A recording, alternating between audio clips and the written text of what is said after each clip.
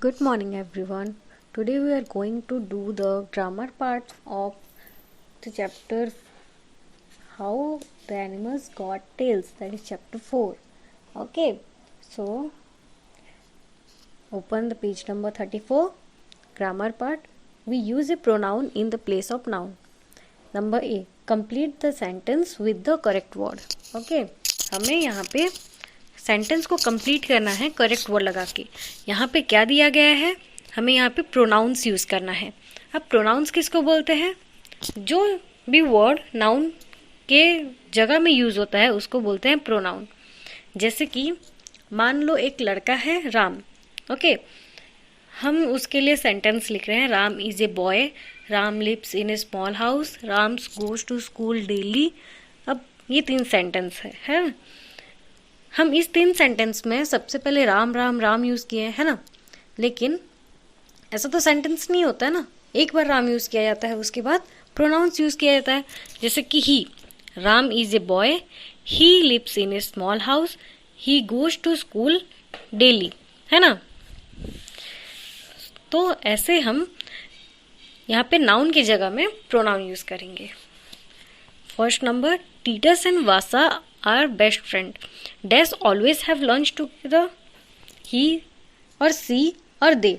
ही तो नहीं होगा क्योंकि यहाँ पे 2 लोग हैं. सी भी नहीं होगा, दे. ओके.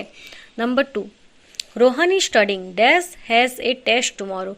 सी नहीं होगा क्योंकि एक लड़का का नाम है ही, ये ही होगा. और इट भी नहीं होगा क्योंकि इट एक नॉन लिविंग थिंग्स में यूज होता है, या फिर जहाँ हमें नहीं पता होता है कि बॉय है या गर्ल है, क्या है, उसमें यूज होता है. Number 3, I love my English book. Dash has many stories. I love my English book. English book के बारे में बोला गया है. दे नहीं होगा. दे जब 3-4 जन होते हैं तब यूज होता है. एक से ज्यादा लोग होते हैं तो इट. इंग्लिश बुक एक नॉन लिविंग थिंग्स है, इसलिए इट यूज होगा. वी भी नहीं होगा. जब हम मिलके 3-4 जन होते हैं, 1 से 2 जन होते हैं, तो वी यूज होता है. Number 4, Vinita and I go to the same school. Dash like our school. We, यहाँ पे वी होगा because Vinita and I, Vinita और मैं, हम 2 जन हैं. हम जब होगा तो वी लगेगा, और वो लोग जब होगा तो दे लगेगा, और ही जब एक लड़का होगा. नंबर 5, रश्मि प्लेज बैडमिंटन. रश्मि बैडमिंटन खेलता है या खेलती है. Dash has own many medals. You नहीं होगा. जब आपके बारे में बोला जाता है तब यू यूज होता है. इट नहीं होगा. सी, रश्मि एक लड़की है. Dash look good in that shirt. It, you, they. It तो नहीं होगा. You look good in that T shirt. They तो नहीं होगा. Okay, then comes to next page number 36. Number B, here also you have to use the correct pronoun in the blanks. Number 1, Simont is good at sports. Dash plays basketball. He or him. Here we will write he because he लड़के में use होता है, him भी लड़के में use होता है, लेकिन जब उसके बारे में बोला जाए तो him यूज होता है. he भी मतलब उसको बोला जा रहा है इसलिए he. Riddhi's best friend has move to another town. She misses dash. Riddhi's best friend. Him होगा, ही नहीं होगा क्योंकि ही मिसेस हिम, उसको मिस कर रही है. वो जब बोला जाएगा तो ही, और उसको जब बोला जाएगा तो him. Parvez and his friends were in the market yesterday. Gina saw dash there. They नहीं होगा, देम, उनको देखा. Dash are going to the park in the evening. Us या वी होगा. We are going to park, हम जाएंगे. सजेस hid the pen in the cupboard. Edith found dash easily. You होगा या ईट होगा. ईट होगा क्योंकि ये एक नॉन लिविंग थिंग्स है. Derek was looking for you. Dash must hide. Derek तुम्हें ढूंढ रहा है. यहाँ पे यू लगेगा या देम लगेगा. You must hide. Okay, them नहीं लगेगा. Then comes to the vocabulary part. Number A, fill in the blanks with suitable word. The thief was hiding behind the sofa. Everyone could see him and his head bobbed up and down. मतलब बॉफ्ट मतलब ऊपर नीचे sir दिखता है ना, तो उसको एक चोर सोफा के पीछे छुपा है, सब उसको देख रहे हैं, उसका सर ऊपर नीचे हो रहा है। Javed saw a little hedgehog dash into his boss's scuttle, मतलब धीरे धीरे धीरे धीरे चलने को स्कटल बोला जाता है। जावेद ने एक हेजहॉग को देखा पौधे के पीछे, वो धीरे धीरे जा रहा था, किसकी जैसे, एक माउस की जैसे।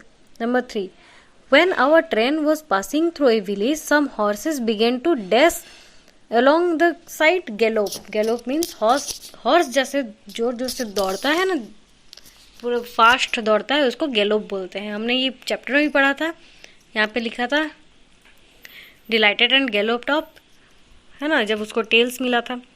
Then number 4, the truck was loaded with heavy machine, it dash across the bridge slowly.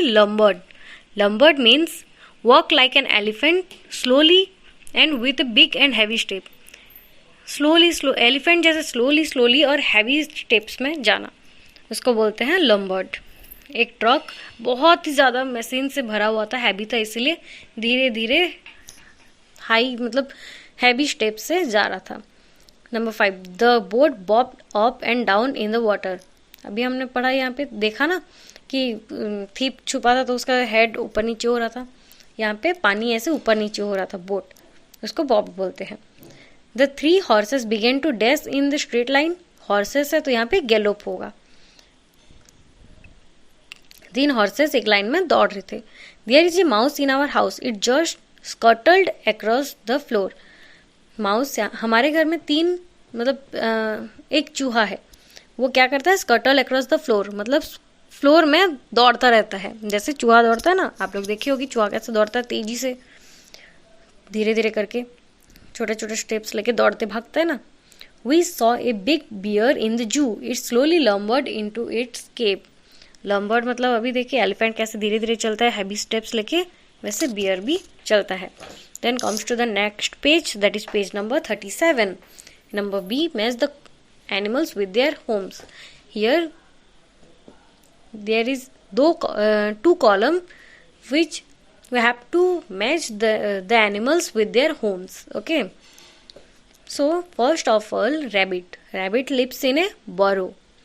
Rat lives in a hole. Hen lives in a coop. Lion lives in a den. Horse lives in a stable.